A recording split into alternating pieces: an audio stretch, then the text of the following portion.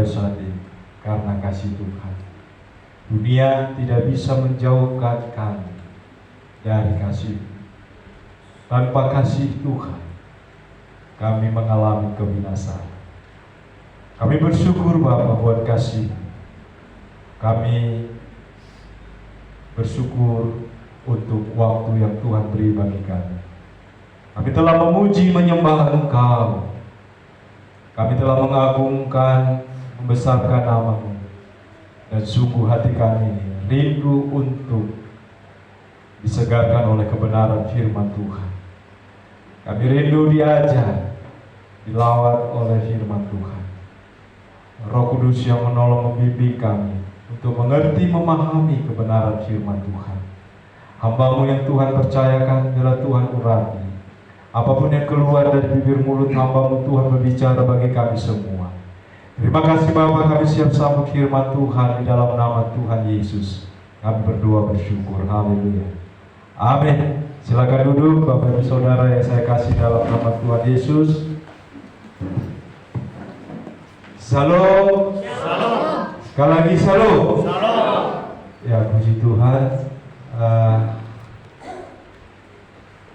Saya dan keluarga sekali lagi ucapkan selamat tahun baru buat kita semua. Tuhan memberkati dan menyertai kita. Amin. Amin. Ya, Bapak Ibu Saudara, tidak terasa sepertinya kami baru kemarin dengan keluarga cerita, berkumpul, dan tiba-tiba sudah ada lagi di sini. Ya, tadi disaksikan Ibu bahwa hampir karena satu situasi keadaan yang tidak pernah kita pikirkan. Tapi Tuhan masih izinkan untuk kami boleh ada kembali ke Soe dengan lengkap, selamat, tanpa kekurangan suatu apapun. Semua karena Tuhan. Amin. Amin.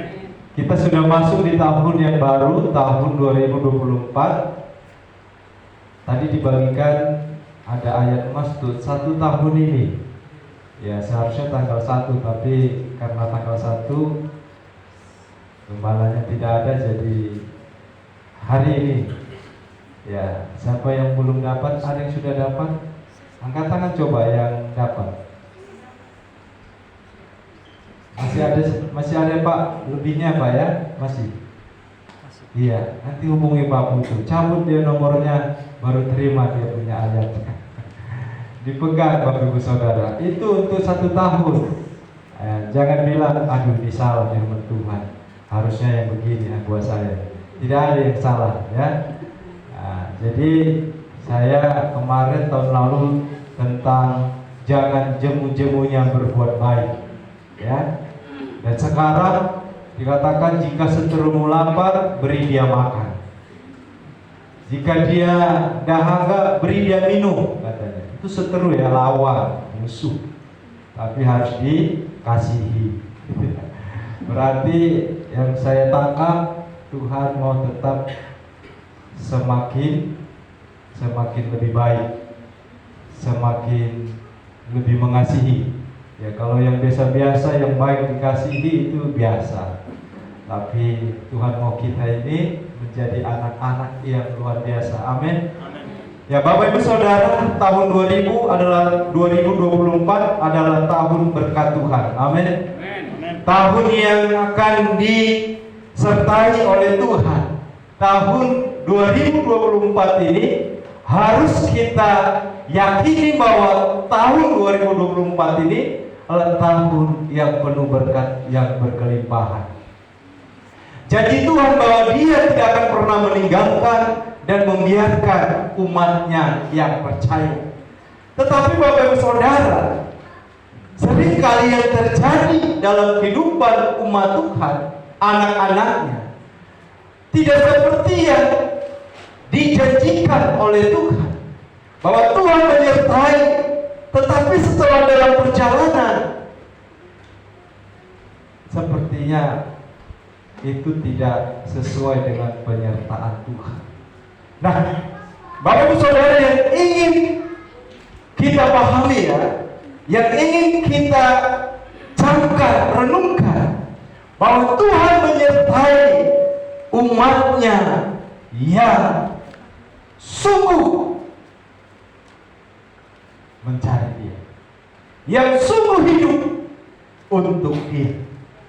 Jadi Bapak Ibu Saudara, seperti yang dikatakan firman Tuhan hari ini,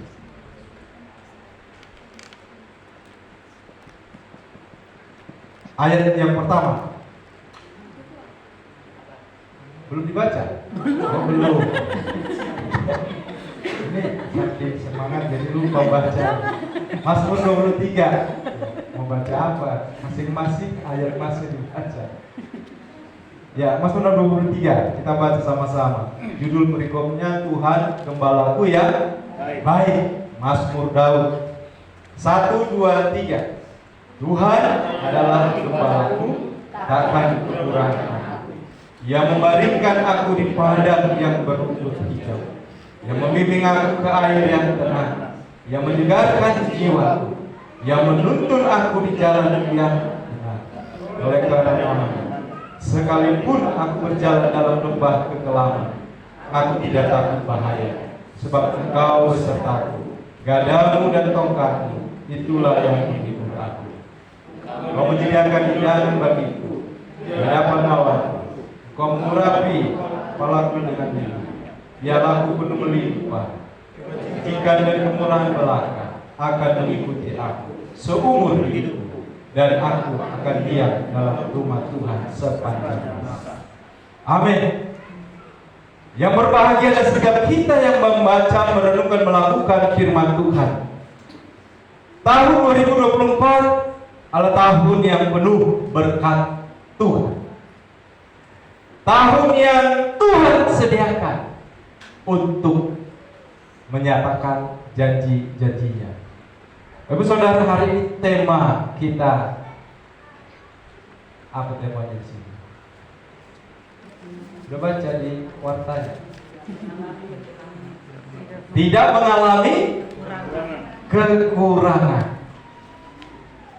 Bapak Ibu Saudara yang saya kasih dalam nama Tuhan Yesus Kristus, di tahun yang baru 2024 ini, kita harus percaya pemeliharaan Tuhan, bahwa kita tidak akan mengalami kekurangan. Amin. Ada yang ingin mengalami kekurangan di tahun 2024? Tidak. Kita harus percaya bahwa janji Tuhan, bahwa sekali-kali aku tidak akan meninggalkan engkau, dan sekali-kali aku tidak akan membiarkan engkau. Bahwa Tuhan tidak akan membiarkan dan tidak akan kita mengalami yang namanya kekurangan. Tapi kadang-kadang bagi saudara, benarkah bahwa anak Tuhan tidak mengalami kekurangan? Benarkah orang percaya tidak mengalami kekurangan?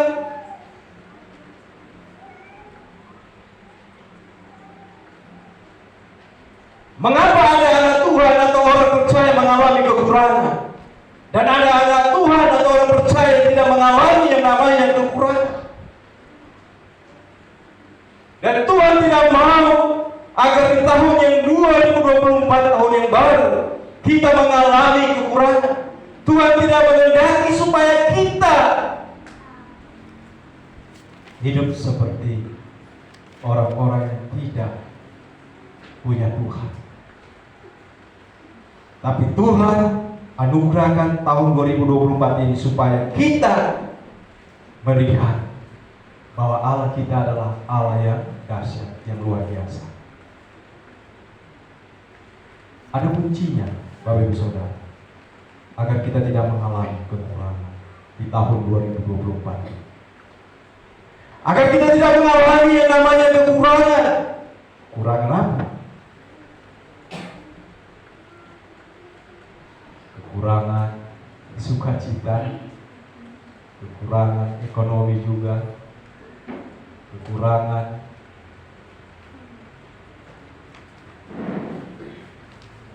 kebutuhan, kekurangan untuk biaya-biaya anak kita kuliah dan lain sebagainya. Kuncinya ayat 1 Bapak Saudara. Mari perhatikan. Dikatakan apa? Tuhan adalah gembalaku, takkan kekurangan aku. Di sini Bapak Ibu Saudara, banyak orang percaya yang tidak memahami. Pemazmur katakan bahwa Tuhan adalah gembalaku, takkan kekurangan aku. Kuncinya adalah kata gembalaku. Gembala. Berarti pemazmur menjadikan Tuhan gembalanya. Tuhan adalah gembalaku. Kalau pemazmur menjadikan Tuhan adalah gembalanya, berarti dia mau digembalakan. Dia mau dipimpin. Dia mau diajar. Karena dia bilang Tuhan adalah gembalaku. Ketika kita pun mau menjadikan Tuhan gembala, Yesus gembala kita, maka kita pun harus mau digembalakan. Amin. Amin. Tapi digembalakan ini kadang tidak enak. Digembalakan itu artinya maksudnya dipimpin. Dipimpin. Jadi diajar juga, dituntut, diarahkan. Kita melihat dalam cerita tokoh bahwa ketika Abraham dalam Kejadian pasal 12 diminta supaya dia keluar dari negeri kelahirannya Ur Kasdim. Dia pergi.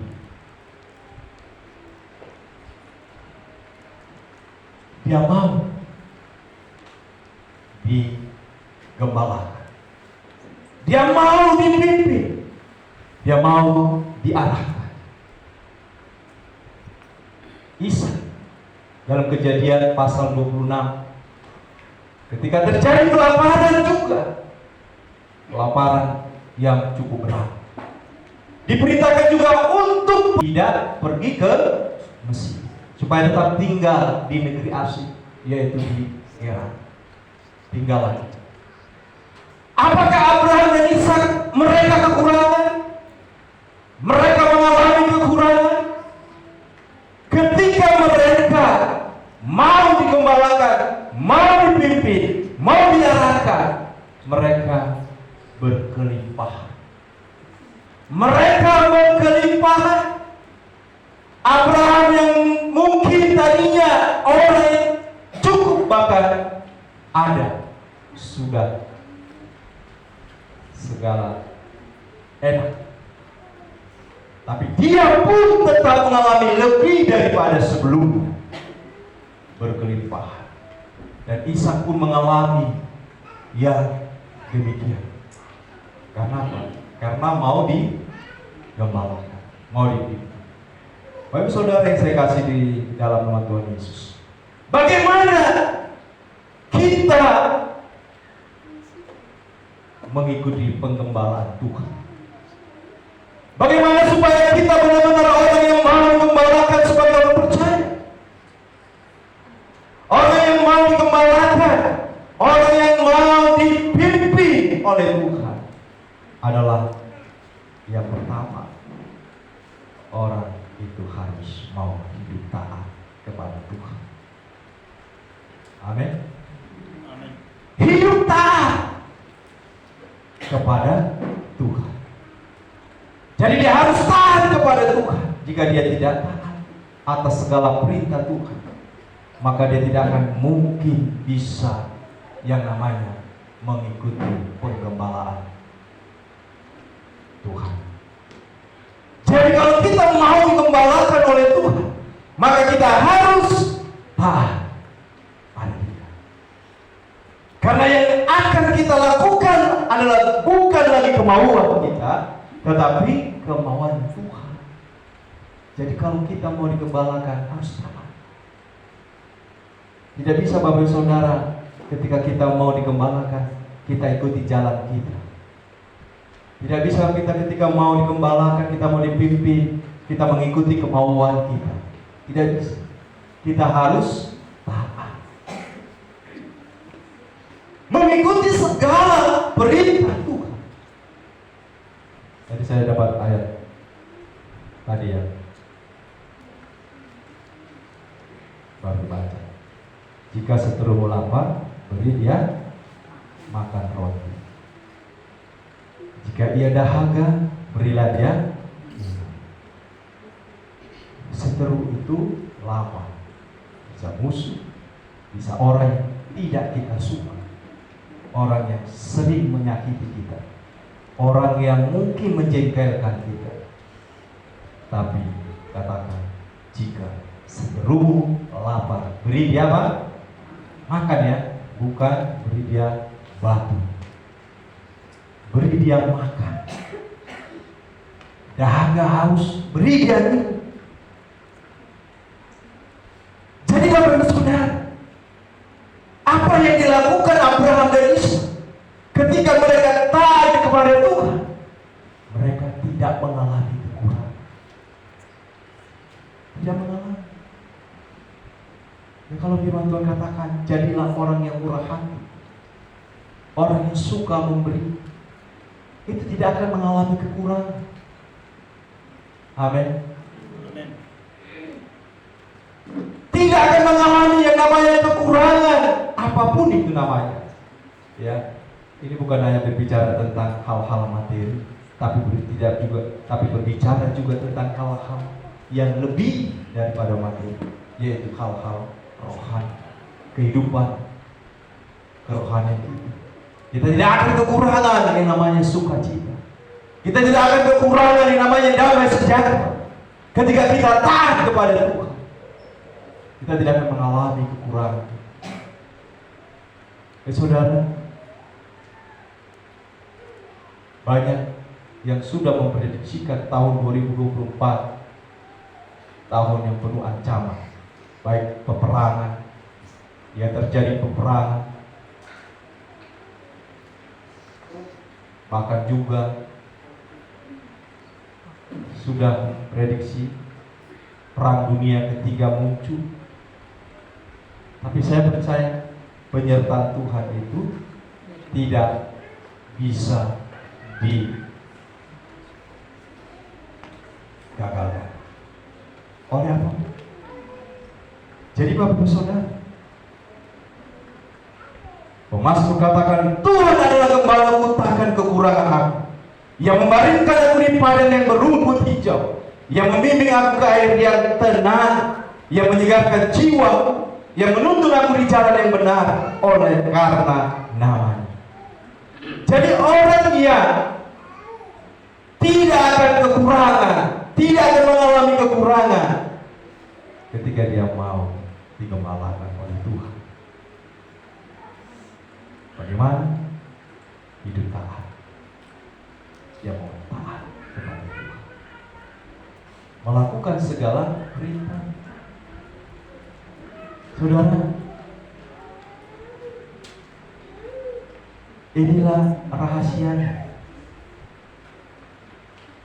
Jangan sampai kita tahun 2024 tambah stres, tambah pusing, mikirin biaya anak kuliah, sekolah, mikirin itu biaya kontrak rumah, mikirin biaya makan, minum, mikirin dan lain sebagainya, mikirin pekerjaan, mau mencari yang lebih baik, karena tahun 2024 ini tidak tahu apa yang akan terjadi. Tapi Bapak Saudara, saya mau katakan, kalau kita mau digembalakan Tuhan, maka kita tidak akan mengalami kekurangan, bahkan kita tidak akan takut sekalipun ada di lembah kekelaman. Amin. Amin. Itulah yang dialami oleh Pemasmur sekalipun aku berjalan dalam lembah kekelaman, aku tidak takut bahaya, sebab Engkau besertaku, gadamu dan tongkatmu itulah yang menghibur aku. Jadi taat Bapak Ibu Saudara. Kalau kita tidak taat, ya kita tidak akan mengikuti kemauan Tuhan. Jadi kita harus hidup jalan sesuai dengan apa yang Tuhan mau, bukan lagi kita. Tadi yang disaksikan Ibu bahwa mobil yang membawa kami kembali dari tempat Ibu, kampung Ibu Sibolga itu ke kampung saya di Kisaran. Itu Bapak Ibu Saudara, supirnya itu bukan supir yang baru nyetir. Dia mantan supir Antar Lintas Sumatera, ALS, bis Sumatera Jakarta, Medan Jakarta. Perjalanannya 2 hari 3 malam. Kalau hitung jam 8-40 jam dia nyetir. Tetapi pada saat dia membawa kami, dia mengalami begitu berat matanya. Saya perhatikan memang sudah mulai agak lain. Dia mulai kami di kiri ke kanan terus. Hampir juga dia tidak nyadari motor sebelum terjadi peristiwa yang lebih berat, ya, ke kanan, dan 2 mobil di depan itu sudah berhadapan. Hampir 50 meter dari sini ke depan situ, bukan 50 meter, 17 ke 20 meter. Saya bilang, harusnya kami ada di sebelah kiri, dia ada di sebelah kanan. Dan mobil di sebelah kanan itu sudah, mungkin mereka di depan sana melihat ini supirnya tidur ini, tinggal mobil berjalan. Memang setelah peristiwa dan saya teriakin supirnya, baru dia kaget, lalu dia setir ke kiri cepat. Lalu saya bilang, dari awal sudah dikatakan, Pak, kalau ngantuk, karena dia baru antar penumpang Bapak Saudara dari Kisaran, Medan, Sibolga, dan lalu janjian jemput kami. Memang dia tidurnya hanya 1-2 jam. Lalu antar kami, kan perjalanan kami Kisaran Sibolga Kisaran itu 9 jam.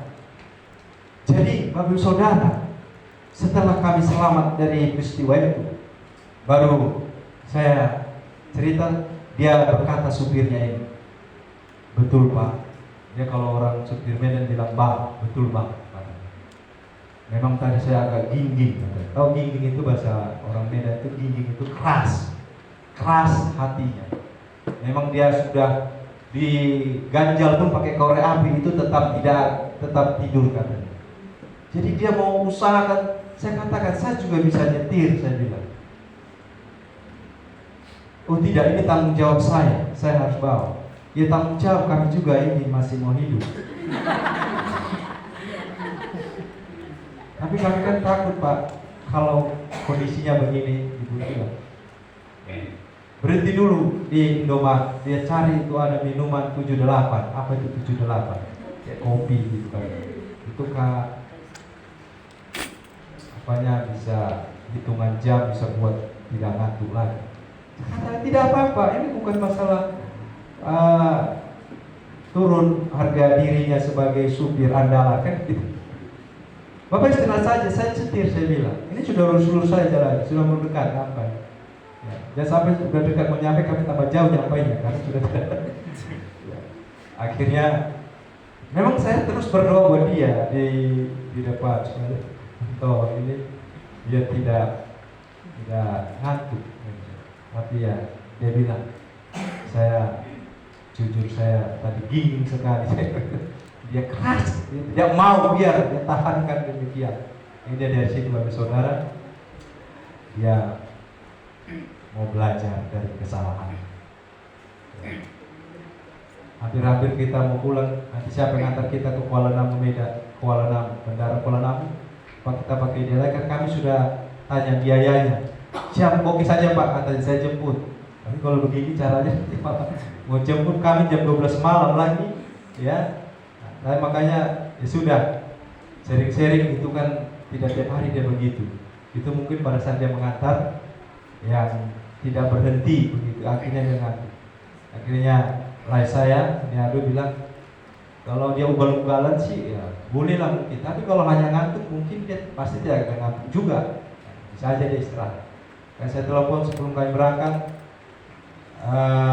pagi-paginya saya telepon, oke, kami pakai lagi, tapi istirahat dulu ya, tidur. Dia ketawa, aduh Pak, saya juga tidak mau mati katanya.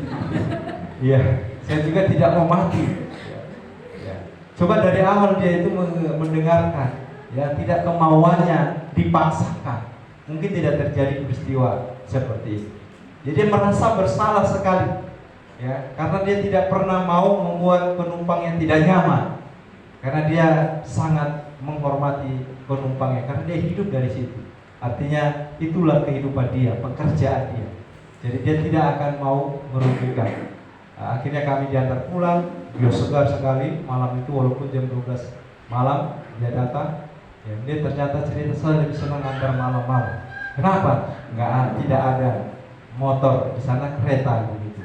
Tidak ada kereta di sana. Kalau ada kereta kadang-kadang suka menghimpit kita. Ya, saudara, maksudnya begini. Sering sekali kita mau digembalakan oleh Tuhan, tapi bukan kemauan Tuhan yang kita ikuti, kemauan diri kita, kekerasan hati kita. Akhirnya Bapak Saudara, sekalipun dia ahli dalam pengalaman, supir yang sudah puluhan tahun, tapi ketika dia tidak mendengarkan, dia tidak mau diajar, maka dia mengalami hal itu. Jadi dikembalakan oleh Tuhan itu harus taat untuk segala apa yang Tuhan perintahkan. Bahkan di dalam hidup kita, kepada siapapun kita harus taat, mengasihi dia. Ya. Di dalam kita juga dapat berkat-berkat taat juga kita mengembalikan diri Tuhan. Jadi itulah yang harus kita lakukan. Kalau mau digembalakan, makanya pemazmur mengatakan, Tuhan adalah gembala, takkan kekurangan aku.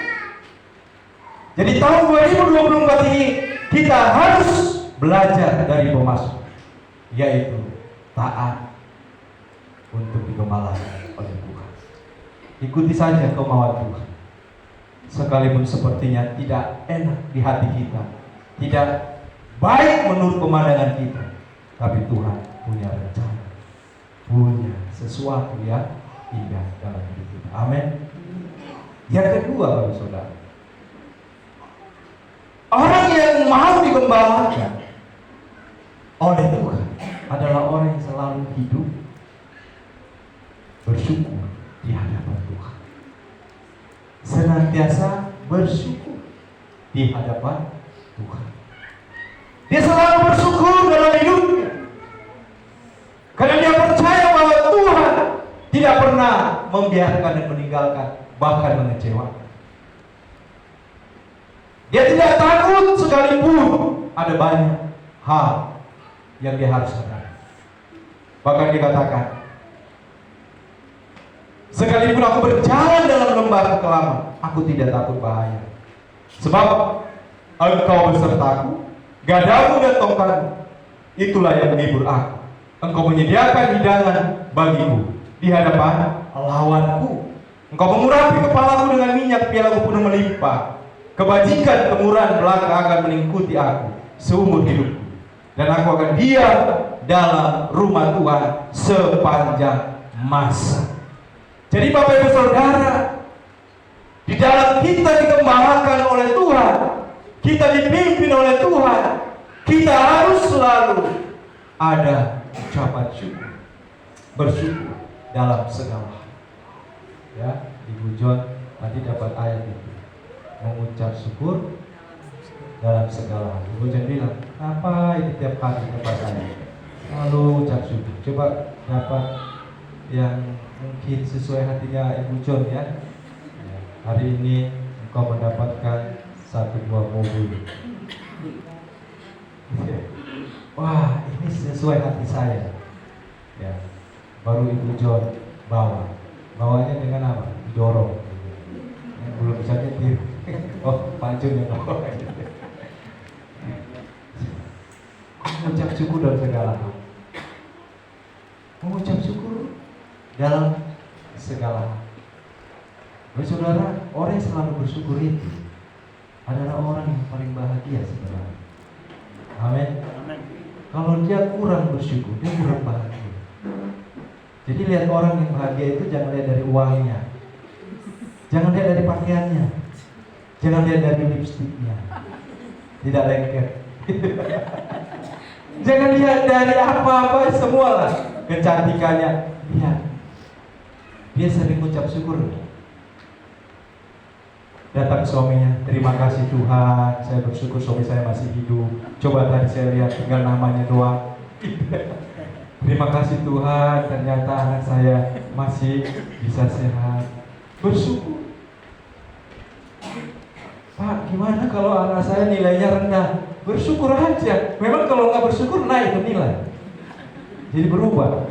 Nilai C jadi B jadi A gitu. Ya bersyukur, tetap bersyukur saja. Namanya bersyukur.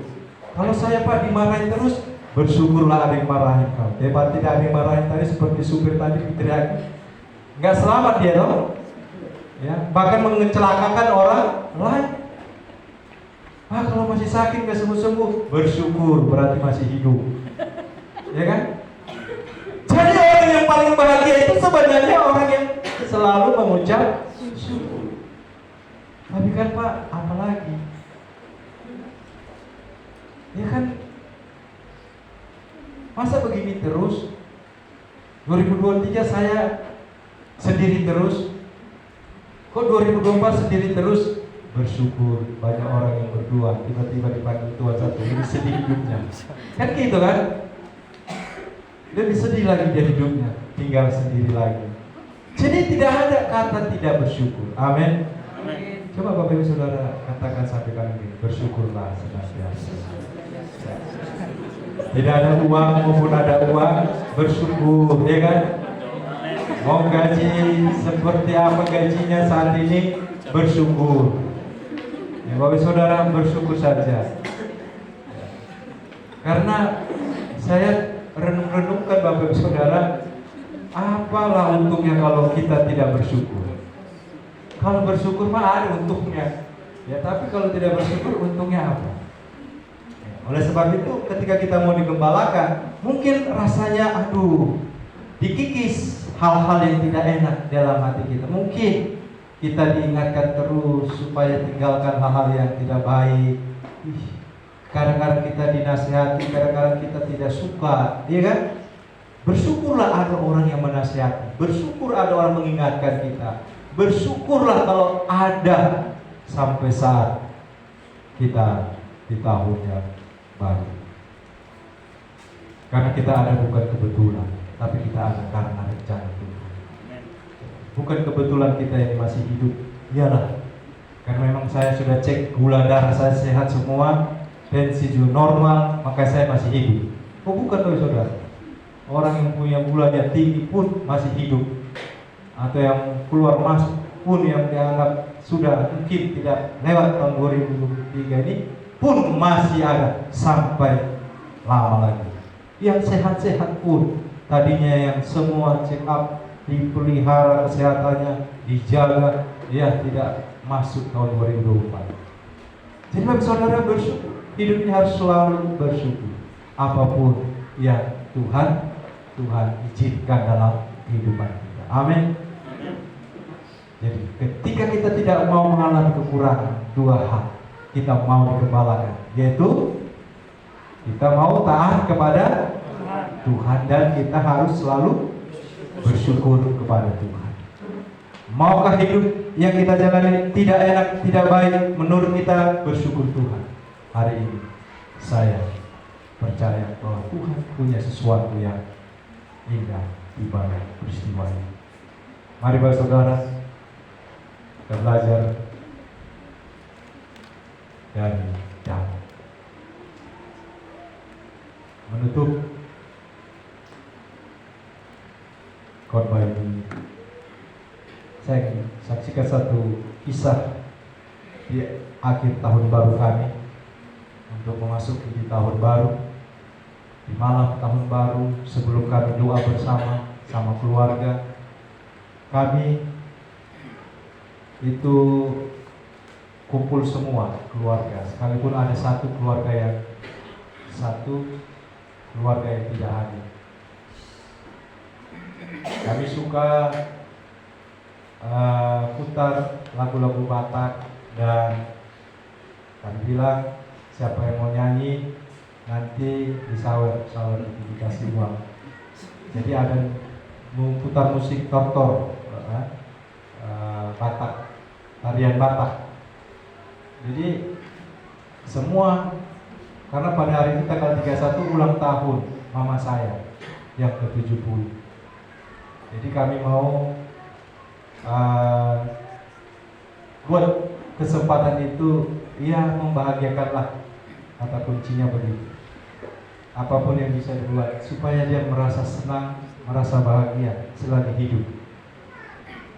Jadi opungnya minta supaya kumpul lah semua. Dan kami minta, cucu-cucu opung Leni namanya, berdiri semua, berdiri. Marnoto, supaya itu tahu juga tarian Batak. Kami kita nunggu jam sampai jam 12. Lalu cucunya semua pasang tortor Batak. Dan ada satu yang tidak mau, dia duduk saja. Dia tidak mau, ya duduk dengan mamanya saja, di samping mamanya. Setelah putar musik, noto. Kalau kita semua orang tua, opungnya dan lain sebagainya, sawer ini tangannya gitu. Ya. Dan anak-anak senang, cucu-cucunya senang. Siapa orang yang tidak senang dikasih duit? Angkat tangan. Tidak ada ya. Semua senang ya. Berarti kalau nggak ada angkat tangan, semua senang. Kalau ada kasih tahu. Gak apa-apa, WA juga gak apa-apa. Ya. Karena nggak, kalau nanti nggak enak juga terangkat tangan di sini tinggal mau kasih. Boleh nggak? Senang saudara. Karena mau mengikuti, ya, mengikuti. Kita kasih. Sawer ada yang makin dipanasi, sawernya makin dipanasi juga dibukai.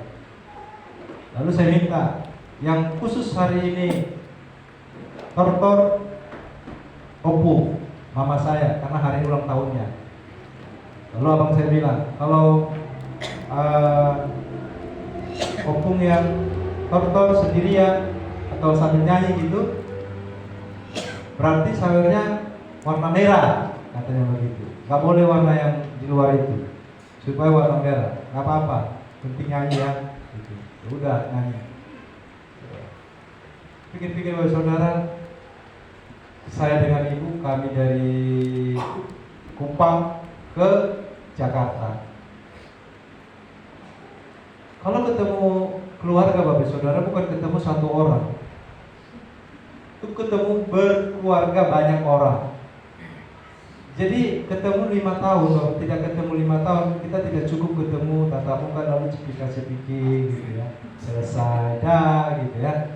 Kita itu ya harus tunjukkan juga apa yang membuat suasana pertemuan itu juga menyenangkan. Ya kita orang Batak itu Bapak Saudara, kami suku Batak itu paling tidak bisa kalau ketemu lalu hanya cepika-cepiki gitu. Tapi harus ya ada namanya bahasa salam tempel. Ya, bukan pakai lem ya. Kalau salam tempel pakai lem mah kita bisa beli lem banyak-banyak. Tempel gitu ya. Tapi ini salam dengan memberi uang gitu ya. Salam. Nah, ya. Memang tidak sesuai dengan apa yang kita miliki. Tapi Bapak Saudara ketemu 5 tahun sama sekali, ya saya pribadi bilang kalau saya salam dia 5.000, 5 tahun nggak ketemu, aduh, rasanya gimana gitu ya. Nah, ya minimal Bapak Saudara warna biru lah minimal, gitu toh. Nah minimalnya warna biru karena 5 tahun, maka 5 lah. Jadi Gak tahu nanti ketemu lagi atau tidak. Sampai ke Jakarta udah ketemu dan nggak mungkin anak-anak hanya duduk di rumah, karena duduk aja di rumah tenang-tenang dan kemana-mana jangan ribut. Gitu kan. Harus juga diajak jalan-jalan dan sebagainya. Sampai ke sana kami ke Medan, ketemu keluarga lagi, bukan satu orang tapi sudah ketemu keluarga itu. Ya, ketemu lagi. Ya. Akhirnya sampai ke sini Medan ke Sibolga. Ya. Ketemu lagi lebih banyak lagi karena ada acara khusus di sana. Tapi begini, ketika ya, saya juga kadang-kadang pribadi ketika kami ibadah di Medan GKRI, saya ketemu gembalanya di sana dan ketika dia berkhotbah, saya diberkati lewat khotbahnya. Apalagi karena suasana Natal, saya rasa saya tujuh tidak hanya bisa berkata terima kasih walaupun kita baru ketemu. Dan akhirnya saudara, lama tidak ketemu, hanya ketemu di Facebook, di media massa. Ya, tidak bisa juga rasanya gimana supaya enak gitu ya. Kita harus berbagi berkat. Sampai ya, pulang ketemu, pulang ketemu lagi, ketemu pulang lagi. Ya. Intinya bahwa kami tidak mengalami kekurangan. Itu. Tidak mengalami kekurangan. Jangan takut kita dengan Tuhan. Kita tidak akan kekurangan. Kalau kita dengar suara-suara, berita-berita akan terjadi tahun 2024 ini, krisis ekonomi atau dan lain sebagainya, susah, kenaikan harga, saudara, tetap katakan bersyukur. Jangan berteriak. Cabai lagi naik, Dia sekolah lagi naik, Katakan bersyukur. Terima kasih Tuhan, hari ini harga di pasar lumayan melonjak. Terima kasih Tuhan, hari ini biaya sekolah anakku naik juga. Terima kasih Tuhan, hari ini suamiku bawa gaji tidak seperti yang kemarin. Ya. Jangan dimarahin suaminya, dipelototi, mau dimakan. Apa kau? Gitu. Ya. Bersyukur, selalu bersyukur. Tidak ada kekurangan. Saya tidak pernah terpikir Tuhan juga buka kerannya pelan-pelan. Yang tidak pernah saya pikirkan, Tuhan juga berkati. Ibu juga diberkati melalui kerannya Tuhan juga, karena keran Tuhan itu tidak satu, Bapak Saudara. Ingat, kerannya itu ada di mana-mana. Ketika kita melangkah ke sana bersyukur, kerannya ada di situ. Ketika kita pergi kemana saja kerja, kerannya juga ada di situ, dibukakan. Jadi kita tidak akan mengalami kekurangan. Amin. Jadi kalau kita lagi lihat masalah kesulitan, jangan langsung berteriak, tolong. Datang tetangga, ada apa? Gak ada apa-apa.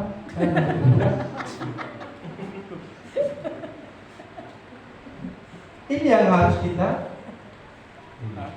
Tahun 2024 percaya orang yang mau digembalakan tidak akan mengalami kekurangan. Amin.